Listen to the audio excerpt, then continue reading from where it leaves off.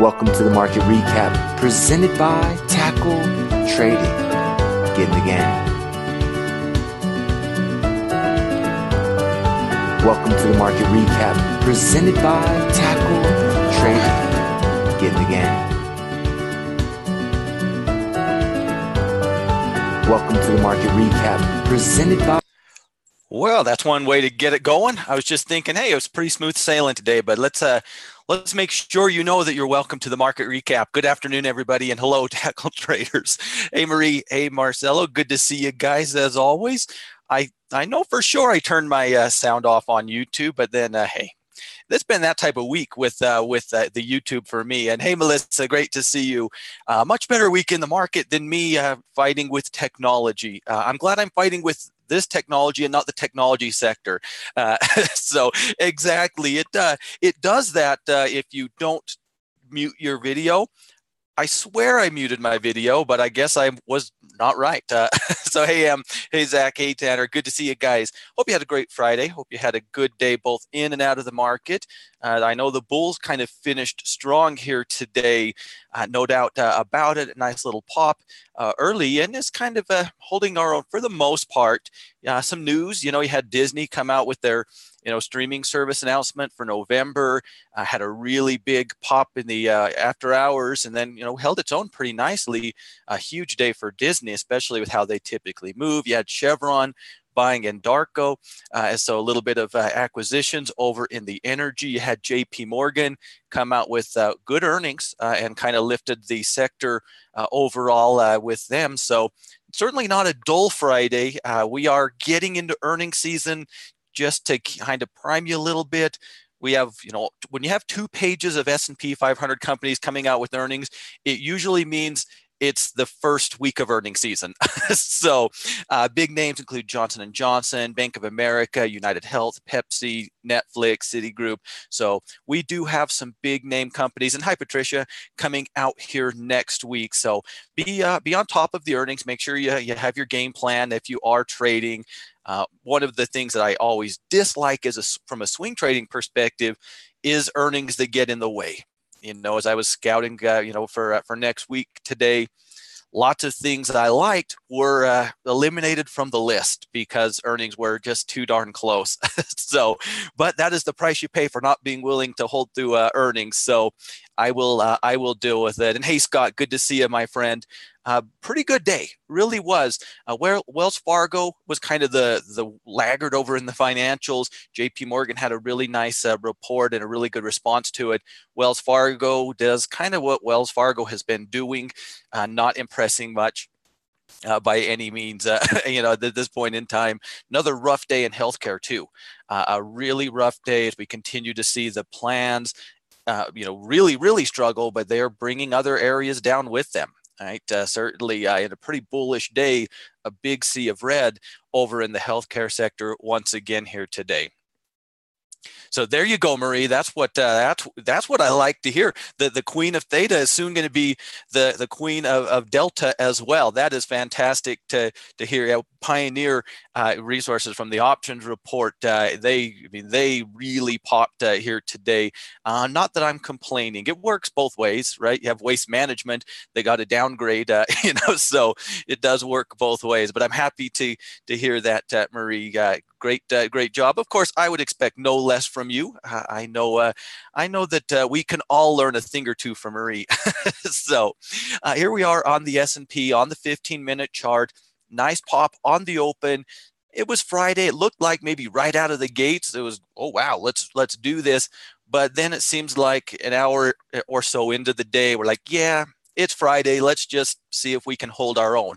And hold our own we did, in my opinion, at least, closing a little bit off of the highs, but really holding up nicely on the intraday, closing above, for whatever it's worth, that 2,900, which at least could be a little bit of maybe psychological resistance. So yeah, you did all right, Marie. That is one of the things you have to learn as a directional trader, and it's can be easier said than done. It really is a numbers game, right? You win, you lose, and if you get too amped up either way. Too excited when you win or too excited when you lose. It can be a little bit of pulling. It can be tough. I think if you can, and it's easier said than done, but I think what you kind of learn that, we win some, we lose some, and as long as the wins are bigger than the losses, we're doing okay. But we're people, and we tend to take things personally, right? We try to be machines, right? So, yeah, well, I'm used to being wrong 50% of the time, so I guess it's all a matter of perspective. Another day, another day a little bit closer. We don't really have a lot of resistance until we approach those highs in that 29.40. I mean, we have little things, a pivot point here at 29.10, a little support bounce there, but really, much like Mark was saying in the halftime report today, really nothing that's probably strong enough to stop the market from a technical point of view. If this wants all-time highs, I don't think there's a lot in its way as we go into next week. Over in the NASDAQ, just kind of still hanging around, not necessarily a bad thing, just inching our way closer and closer to that top again. That's really, there's not a lot here for us. We can kind of sound like a broken record, especially on the NASDAQ, a little bit overextended. It's not setting the world on fire. It just inching, kind of acting like, we've seen the real estate sector act so much throughout the course of the year, just continuing to glide to the upside. Over in the Dow, definitely the big winner today. JP Morgan on the Dow having that nice gap certainly didn't help. Disney having a big gap. And for those of you who maybe didn't get a chance to check out Disney, I mean, it was a big move. I mean, that is a huge move. Yeah, I'm definitely not happy to hear that, Tanner. But stay with it, my friend. Stay with it. One thing I know is traders shouldn't be broken or made in a week, right? We always want our weeks to be as good as possible, of course. Big move. I mean, this for Disney, this is a huge move. They just don't do this. As nice of a company as they are, that is just very much out of character, holding its own. Obviously, the market liked that investors, and I don't know if I brought it up or not, but, I heard, just random whispers, not to be trusted or anything, but folks seemed to think they had something they wanted to roll out on their investors day. And well, they were right, I guess. So they were definitely right. Probably for me, at least, not a tradable thing right now, but obviously has my interest going forward. Then you had JP Morgan, who came out with a pretty good report, gapping right above resistance, running all the way into that old resistance zone. So again, maybe not something I want to run out and trade on Monday morning, but a lot of strength. So the Dow definitely had some components in it that just really had some good news in it, and they certainly drug it up with it, no doubt about that. Challenging this little swing high that we did put in. It's not much, but it is there that we're kind of taking a look at. But again, we're just not that far away from all-time highs and really all of the major levels of resistance. Sure, something may turn into some resistance, and hopefully we'll see it together if it does. But as we just kind of look at things, about the only thing left with resistance is the rut, and it, of course, it still does have some. It tried to break out on the intraday. I would argue that it didn't succeed, but that may be up to interpretation. To me, it's still 1605. It's still breaking out of this top. If that goes, I mean, it can. I mean, it's not like it really needs to play catch up so much with the overall market, at least from a year-to-date perspective, but still some room to run over there. So, I mean, just from a purely technical point of view, we are getting an earnings season, and that can, of course, impact anything, right? But from a pure technical point of view, we have a little bit of room to run before we start working at all-time highs. That should be a tougher fight when we get there. At least you would think so. So we will see where this one takes us. But a nice bullish end to the week, just to put the all in perspective. There's our weekly candlestick. I mean, this is the market as we know it here right now. Just another solid close, getting closer and closer to those all-time highs, though. So we do have to keep that in mind as we get there.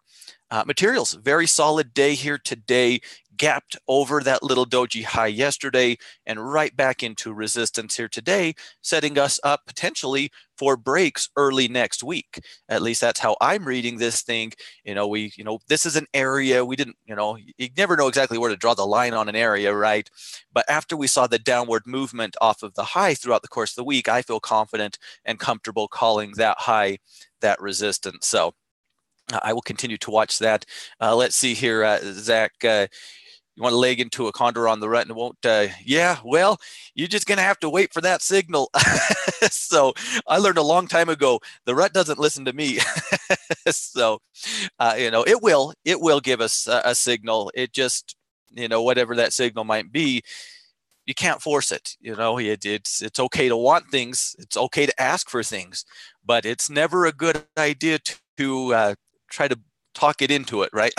So going ahead, I'm probably going to like this if we get a little upward movement very close to the top of my list of areas that I like going into next week. So yeah, I mean, you could start looking at it from a bull put point of view, but we're awfully close to that resistance at 16, and that would be what concerned me, for right or wrong, on the rut. So, for me, if I'm looking to scale into the rut, I'm still, on the patient side of things. With resistance above us, we might not think it's a big deal because the market's doing well, and it may not be a big deal. I'm going to assume it's going to be really, really, really hard to break, and I think we're just a little bit too close to that. At least for my taste right now. We'll get the opportunity, and for you, it may very well be today, but that's the one thing you learn, you don't worry so much about what you're missing out on, or at least I hope you don't. It's just, let it develop, because it will. It just doesn't have to happen today, doesn't have to happen this week, right? Unfortunately, that is oftentimes the case. We had some nice upward movement off of that Chevron news this morning. A lot of areas, a lot of components of the energy ETF were up big, probably the big winner of the day. And hats off to Marie. I know she had that PXD go, and this was a really nice setup, but never in my wildest dreams did I expect 168. We had that break. I threw it on Twitter, I think either this day or this day, but boy, that was a huge pop here today, well past the target point. And while that was, kind of the exception, that is kind of the way the day looked like it wanted to go early in energy, but the way the day went played out a little different. And I don't think it's a bad thing necessarily, just as an interesting thing. We had that big gap up on the open, sold off, and then rallied a little bit and sold back off. Not anything really terrible to see here, but we could have had a little bit of a different story in the energy sector today, a little, if things had worked out just a little bit differently, but weren't able to really carry that momentum. I mean, that was a big gap. It really was. And so I don't think that's a bad thing at all. That could have taken out some of these potential breakout trades in the energy sector from a risk to reward point of view. So I'm actually very happy with the way it went from a selfish point of view here today. Overall, I still am looking at it the same way I have been this last week or so. Just sitting here waiting, and planning on this being a break, plan on it continuing to run, planning on it to be a little more volatile than I typically like. Who doesn't like things that are well behaved, that go up for 3 or 4 days and then you can whatever, right? Or down if you're going as a bear. Still, a little bit of back and forth, a little more choppiness than I would generally like, but I still do believe in the break in the energy sector going into next week. So. Yeah, stop losses are tough, and one thing you can think about, Marcelo, is, lowering those position sizes so you can actually have more room, because believe me, we've all been there. Every trader ever has probably been there. And a lot of times it's that it's our money, and so emotions, as hard as we try, are always going to be there. Basically, we need to, I guess, mean it when we say I'm going to risk $100 on this trade, or whatever that number might be. And it's sometimes easier to say it than to mean it. And so, when in those type of scenarios, position sizing, lowering the position sizing can be an idea. Things like, debit spreads can be good ideas for there, in my opinion, too. They're a little bit more mellow, so it's a little bit more comfortable to maybe sit through a pullback, working back into support or something. I hate to get out of something when it's not done anything wrong.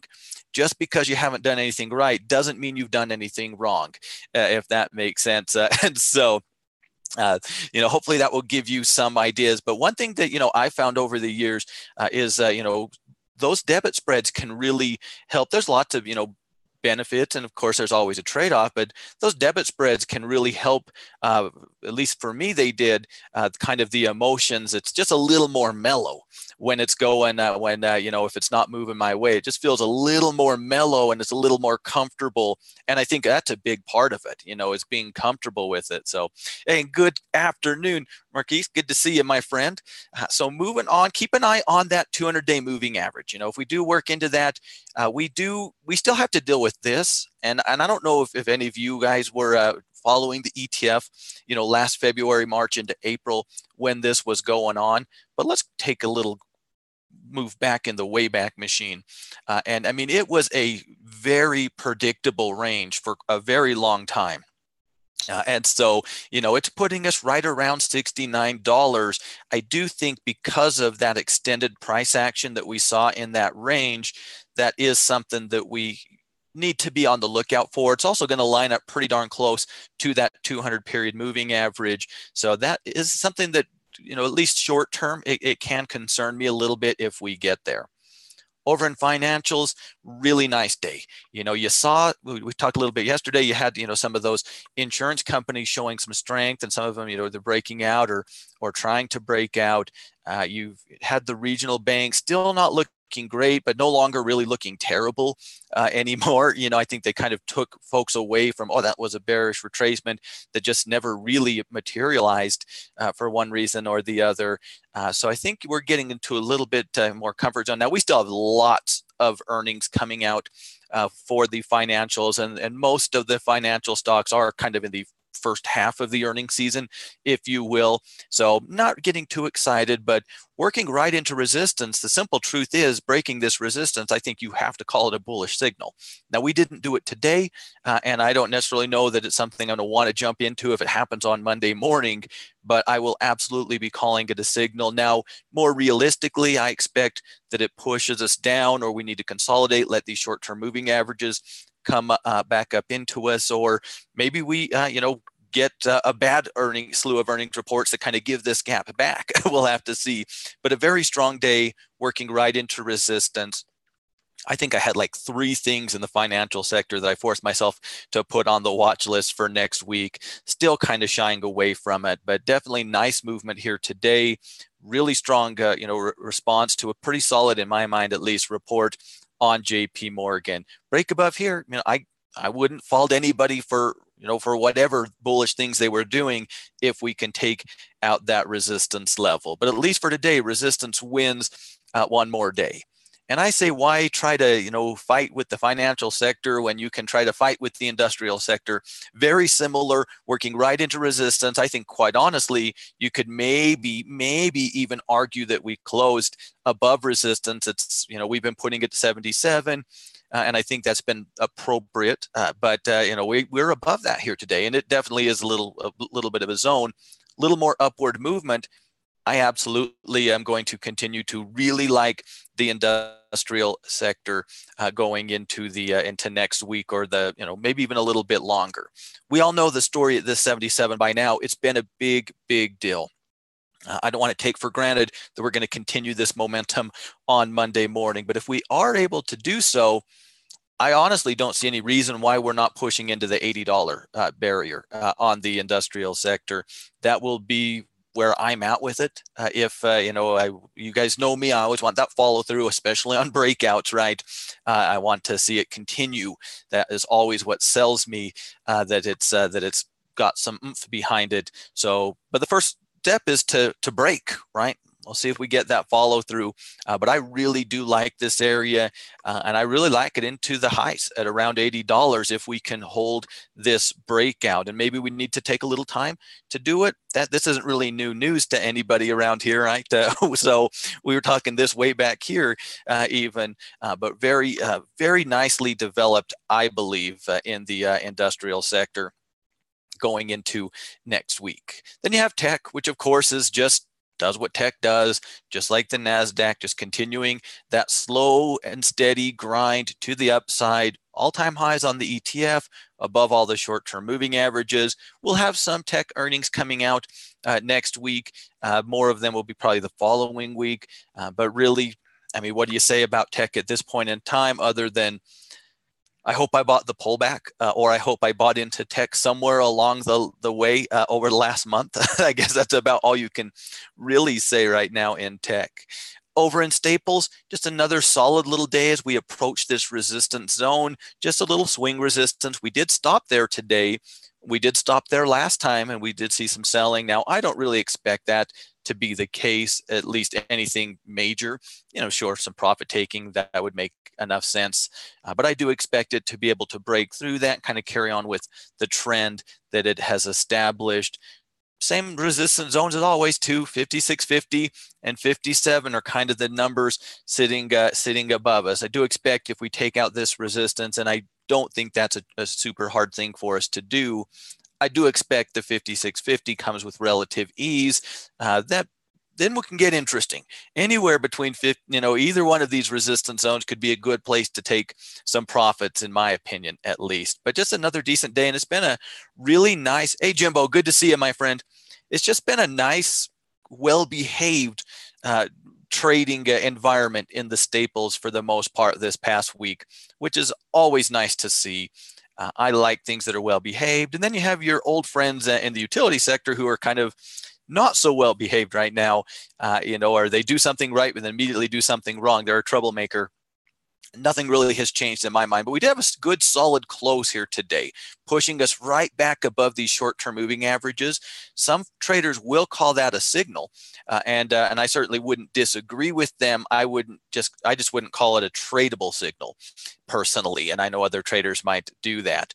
But getting back above these averages is kind of that first step that maybe we are ready to, basically treat this like a pullback.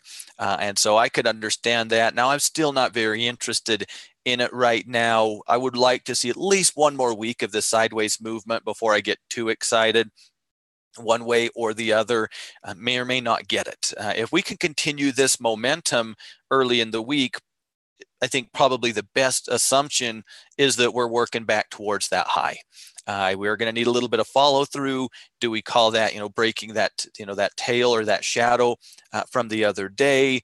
These highs back here. I think that's a reasonable thing to kind of, use as a gauge from a trading perspective. I'm not really planning on doing that, but I could see if somebody was willing to do that.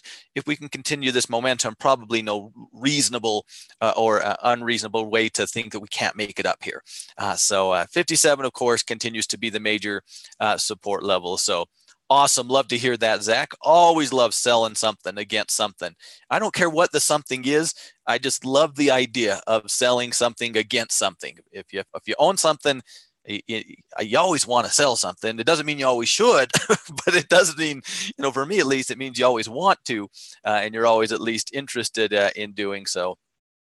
Then you have healthcare. I mean, this is rough. I was, not terribly surprised. We saw how ugly it was yesterday coming out of that triangle. I would preferred that it held its own for a day or two, but not terribly shocking. I mean, this just continues to be a terrifying place if you're a bull. Big breakdown on Humana here today. ABMD was didn't really run a tremendous amount, but it did close below support for another day, just another day for potential bears to be thinking about it. Anthem, probably the roughest of the bunch. I mean, that was absolutely terrible days, those last 2 days for Anthem. It just continues to be pretty rough shape, and we've seen it. We talked about it yesterday. It's it's working its way into some of those better looking areas, right? 2 weeks ago, there was, hey, some good bulls, some good bears. All of a sudden, to my eyes at least, there's a lot more good bears than good bulls. And so I think INSEE was one that I worked into, for potential bearish watch list going into next week. And this is what you're seeing. We looked at Merck yesterday that has been in such a great trend and so strong regardless of what the market's doing. And now a second close below the 50-day moving average. Short-term moving averages are coming down. We're getting awful close to our swing support level. Don't think this is a bearish chart yet, but certainly don't think it's a bullish one either. So, I mean, healthcare to me is really getting into where my bear brain goes. And so as I'm looking for bearish setups in a bullish market, it's always a lot easier to find bull trades in a bull market than bear trades, right? We all know this. It's always easier to go with the flow of the market, but you always want to have candidates on both sides. I was finding lots of things that were very unappealing. I was still finding some okay looking, charts in the sector from a bullish point of view. But at this point in time, it's pretty ugly. And whether it's jumping right in as a trade, I don't necessarily know that. But looking at it from a bullish point of view is kind of off the board for me right now. We'll see where it takes us into next week, but just a ton of weakness. And those plans, I mean, they're having a huge impact, and they, to one extent or another, they all look like that, right? And so just continues to be an absolute rough go for the healthcare sector right now. So there you go, Zach. Well, don't let it wake up too much. Keep it in check. So over in our good friends discretionary, breaking above that 118 here today and holding that break above 118.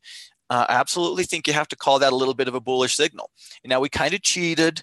I get that. We gapped on the open, so we didn't have to earn it, right? We didn't have to fight through that 118. So, that's something I'll keep in the back of my mind, but a close is a close is a close, right? We were able to hold above that 118. I'm absolutely calling this a bullish signal, a continued bullish signal overall within the sector. If it pulls back, I'm fine with that. If it runs, I'm fine with that. Either way, but breaking that 118 is, certainly a good thing. I think that's, while I don't think, bear if we break below 118, I do think we can kind of use that as kind of let's see if we want to hold this breakout point. We can use the swing lows from earlier in the week as kind of the support zone from, maybe where we see some at least short-term sell signals, not bear signals. Can take a lot more than breaking, a few days ago's low to make me go bearish in this sector, but maybe some sell signals we will see above everything. Just, really been a strong performer in my mind, at least one of my favorite areas. I think going into next week, I'm going to like the materials and the industrial breakout a little bit better than the discretionary, just because someone has to be your favorite, if you have to rank them. But I really do like all of those areas personally from a breakout perspective. Over in real estate, broke down below the 9 on the intraday, but as real estate doesn't matter why, doesn't matter how, somehow before the day is over, it's back above it. So not a lot has changed in the real estate sector, just continues to, it's really been fascinating to watch. I'm not staring at the real estate ETF all day, every day, but it's just been fascinating that it just doesn't matter. Any excuse to buy, people have been doing it for now what seems like forever. This has been crazy run on real estate. So yeah, that's fair. REITs are tough in my mind for a swing trading vehicle. They're a much better thing to own to get those nice fat dividends that they have to pay. So, but that doesn't mean, you can't trade them from a swing trading perspective by any means. But generally, they are a little bit slower moving. They do pay those nice dividends. So for me, REITs are a little bit more selling a put is to, maybe buy some. Hey, I wouldn't mind owning, whatever REIT it might be. I'll sell me some naked puts. If I get it, great. I'll start collecting those dividends. If I don't, well, I cash flow by selling that put. So that can make some sense, I think, to me at least. But from a swing trading vehicle, just, for better or worse, for right or wrong, generally not an area that I'm looking towards. Lastly, communication services, just kind of going with the flow. It doesn't care that I like other areas better than it. The technicals are always smarter than me, right? Always have been, always will be, and it's okay. It's not like I've hated you, communication services. I've just liked you less than other areas, and I can live with that. Knocking on the door of that 49. We do have a little bit of price action history here. We don't have a long history, of course, as you guys know, on this ETF, but it was our first real support level. Once this ETF went live, this was the first, that $49 range was the first level of support it ever had.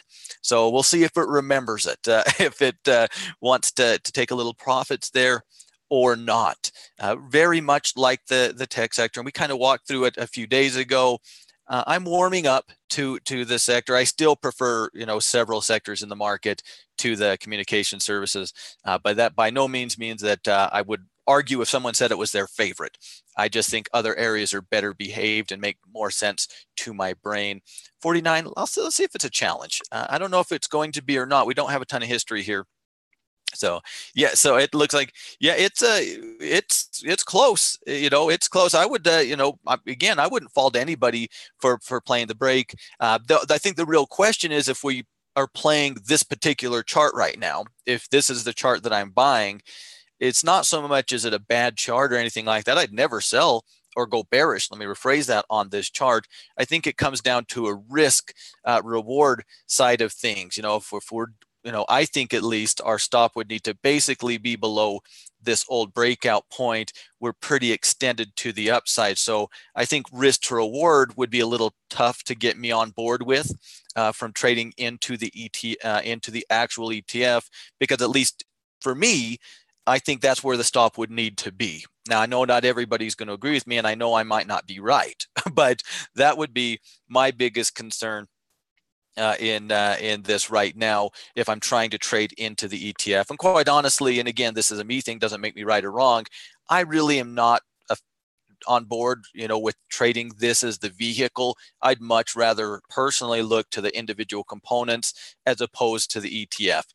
Doesn't make me right, Ben? I've been saying that for a while, right? And certainly there's been plenty of bullish opportunities on the ETF right now. So for me, at least, we need a consolidation at that 49 followed by a break would be a little more comfortable. As it is right now, the way I see it is if I buy this today and it starts pulling back Monday and Tuesday and Wednesday, assuming it's not anything huge and dramatic, I just kind of have to sit through it, because it's not done anything wrong.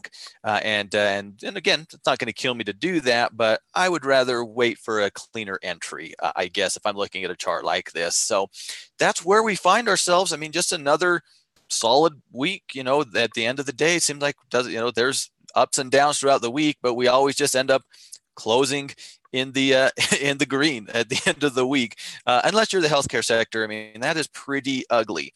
But you had the financials, just fighting right back. They went from sell signals to neutrality and knocking on the door of a breakout in a very short time period. So over in the VIX, a nice day like this, mellow day, gap on the open, not going to see a lot of people getting scared. And that's exactly what we saw here today over in the VIX. Over in the dollar, continues to basically do what's been keeping me out of it for what seems like a very long time and keeping me away from even being interested in it. It's just too rangy. When we get to this top of the range or the bottom of the range, just back and forth, right? We had a nice, candle yesterday, no confirmation, no follow through, at least on today's candle. Didn't take out yesterday's high, gave it all back, came back down and tested the 50, rallied up off of that. I mean, it was not a dull day if you were trading the dollar on the intraday, but that's probably where I think you should be trading it. If you're trading it right now, swing trading wise, I still don't think this is a good environment from a swing perspective. Just too sideways, all right? And if you're doing anything, I think you're betting on resistance right now, because we're closer to resistance than support. Now, I do believe, or at least what I'm watching for, is a break to the upside above that resistance for a signal going into the the weeks to come, not necessarily the day to get in for me, but we're not there yet. And we're not there yet. Folks did buy off the 50, but they're braver than me. So if you were one of them, well, I'm glad that you got it off the 50 and made a little bit of money. You're definitely braver than me. We know where support and resistance are here, same place as they've been for now months, right? So not a lot has changed over here. I do expect one of these days it to try to break, but I'm not even going to try to pretend to know, is it this time? Because yeah, I don't want to play that game. More selling, nothing dramatic, but a pretty ugly candle coming off of yesterday's candle in my mind on gold here today. Of course, we really sold off yesterday on gold. Tried a little rally, but then closing very flat, a little bit of a gravestone here on gold. Now, I don't know how much good that does me because quite honestly, 1280, above 1280, I'm not looking from a bearish point of view. Below 1280, it's a different story, at least from a short-term perspective. I still, much like a lot of people, like gold long-term. This is a rough area. Breaking 1280, that's going to look an awful lot like a reversal on this weekly chart. Hasn't happened yet, hasn't even really threatened to do it yet. But it is going to be something I'm keeping an eye on in the days to come, no doubt about that. On the other side of things, I think right now we can say our first level of resistance is the swing high from Wednesday. Going to put us right around 1313, 1314. Wouldn't be a buy zone for me, but would be, I think, the resistance point. And again, if we are able to put in a higher low and take it out, I could understand maybe an aggressive trader thinking that way. But really right now, gold is just leave alone right now. For me, it's watch and see what happens with this 1280, whether we get some good signals from a bullish perspective or we break down from a bearish perspective. I mean, there's not a lot here. Quite honestly, I expect if it breaks 1280, it's not hard to get down into 1260 or 1250 because there's just not support there to hold it up. Once we get into that 200-day moving average, we'll have an old price zone back through here that could prop it up, and that's a lot of space. And that's what would concern me from a bullish point of view. As long as we're holding 1280, long term, I could understand where the bulls are coming from. Short term, I think, much like I've thought for a while, this is just leave alone. For me. If I want to go bearish, I'm probably more inclined to do it in silver. Don't think we've got the confirmation because of the importance of this $15, to me at least. I think it's a very important price point. I want to be good and sold that I've got good confirmation that we've broken down. I think aggressively you can say that we have, but you guys know me, aggressive is not generally my middle name. We did see a little bit of downward movement here today, not sold just yet on the break. We'll see where this one takes us going into the days to come. If you made me do something, I would definitely go onto the bearish side right now, but I'm just not ready to quite be sold that it's time to go bearish in silver. And over in natural gas, been pretty predictable. I wish the risk to reward would have felt better because, hindsight, we're all perfect, right? We kind of watched this one together, watched this double doji, fully expecting some downward movement. And that's exactly what we had. I didn't think it was a good swing trading environment, maybe a good intraday environment, but I wasn't following it on the intraday.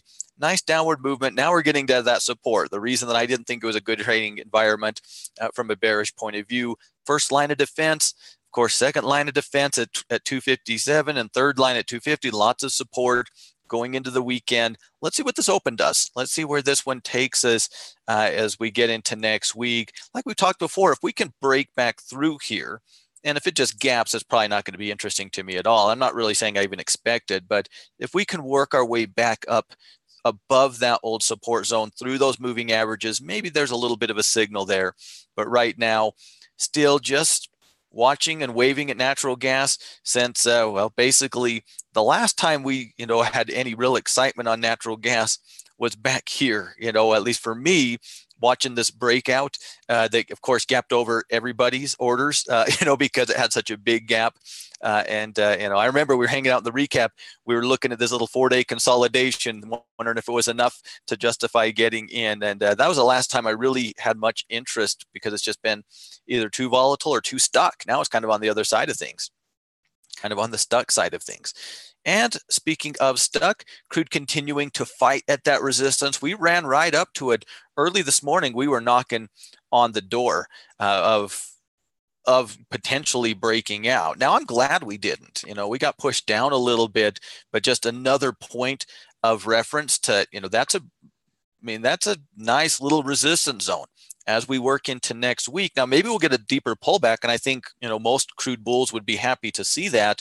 But if we don't, I think, now we've tested it, all week long, boom, boom, boom, right? I think if we can break that, that's a pretty clear signal to the bulls that they can come back in and try to work up, for me, probably into that 67 range as kind of that next level. So a little more of a pullback would be probably preferable, if I'm being greedy. But we'll see if we get that. We can look at, that old breakout top here around 62.50, the 20-day moving average, which is creeping and creeping and creeping closer and closer. So as we go into next week, it's either pullback. For me, it's either a pullback or a break above that resistance. 5 days in a row, smacking our head at that same price point. A break above that for me would be a short-term signal from a bullish point of view. And quite honestly, that's what I expect to be getting with the way it's behaved. I think I'm more likely to get that opportunity than a pullback opportunity. I don't know, of course, but that's what my gut tells me going into next week. So I hope that gives you, some idea where my head's at with crude. I don't know if it helped or not. So just another solid week in the market as we're now starting to work into earnings. Quite a few next week. It's really still pretty light, at least relatively speaking. Next week's going to be more earnings than we've seen for a little bit. It really is, but it's nothing compared to what we're going to see the following 2 weeks. So we do have earnings getting closer and closer and closer. So of course, make sure you're checking those earnings calendars. Make sure you're on top of things. I know you guys are already doing that, but I would rather ask one too many times than not ask enough. So be checking those earnings calendars. We'll be getting plenty of interesting earnings moves in the days to come, no doubt about that. Ladies and gentlemen, that is going to do it for the week in the market recap and for the day. But as always, you guys, it is fantastic spending some time with you. Appreciate you hanging out with me, going through the routine. It's always more fun to do it with you guys than on my own. So thanks for hanging in there with me. If you are new around here, be sure to subscribe to the channel and hit that notification bell. You can, of course, find us at Tackle Trading on Twitter. You can find me at FrankMartin23 on Twitter if you're ever looking for me. I'm not too hard of a guy to find. If you're not a pro member, head on over to Tackle Trading. Send an email to Mark at Team at Tackle Trading. Tell him Frank sent you. He'll get you set up with the free trial. Maybe you can even talk him into, instead of 15 days, maybe you can twist his arm, or maybe I'll twist his arm and get you set up with a free trial. I'm going to head off to over to the scouting report meeting so I can get those coaches in line, make sure they're not kicking things off. I don't want to, be mean to the coaches, but I'm just going to say I did have Anthem in our report last week and they nixed it on us. So I'll blame them for it, instead of blaming myself for not fighting for it when I got there. So we'll put that one together going into tomorrow, or going into this afternoon, Jimbo. Got too many things for 1 week in my watch list, or my next week's watch list. We got quite a few in here. This is what I got for the scouting report meeting. Want to do some discussions on. So we've got a few going on out there. Maybe the most interesting one is one I can't do anything about for at least the first part of the week because they have earnings.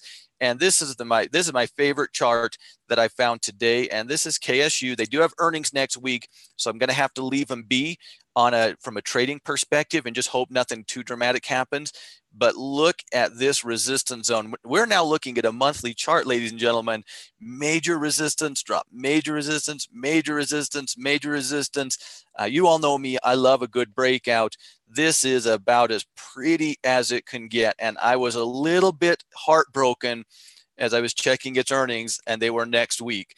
That is a major level of resistance. That is a very exciting breakout candidate for me. Gonna have to wait and get through earnings though, because hey, they can do whatever they want to do, and if it wants to do something without me, it's just gonna have to. But that is probably my favorite chart of the week. I mean, that is a beauty of a chart to me. So yeah, there's breakouts, and then there's breakouts of all-time highs that we've been trying to break out of for half a decade. Those are rare. we don't find things like this very often. And so it's something that I hope earnings don't mess it up. I hope maybe it just flat earnings, maybe sells off a little bit, whatever. Because yeah, this will be in my watch list until it's not. I'm not going to bet on it breaking that resistance. That is an awful lot to break through. But boy, if it does, that's probably something that will be right up my alley. So, yeah, exactly. It'll gap up, Jimbo. It'll come out and crush earnings. That's how it'll go. But oh well, it'll have to do that without me. I'll just be happy for the investors of KSU. I can be happy for them. I'll get other opportunities. But yeah, this is the beauty of a chart from a potential breakout candidate at least. So. We will see. So exactly, Marie. Dull. We also have some of the other railroads having earnings next week too. So we'll see where this one takes us. But believe you me, if anything pops up, I'll share with you. This will probably be my favorite thing to watch until it's not. So. All right, ladies and gentlemen, I'm going to let you go. I got to get out of here and see what the other coaches are up to. But as always, it is a great hanging out with you guys. You guys have a fantastic weekend. We'll get you that newsletter and those scouting reports ready just so you are ready to rock and roll here on Monday morning. But of course, it's the weekend. So you guys have a great weekend. Do some fun things, spend some time with the people that you love, doing the things that you love. It doesn't always have to be trading all day, every day. That's why we have Saturdays, right? So, all right, ladies and gentlemen, get out of here. You guys all have a fantastic weekend. I will see you on Monday. Thanks, everybody.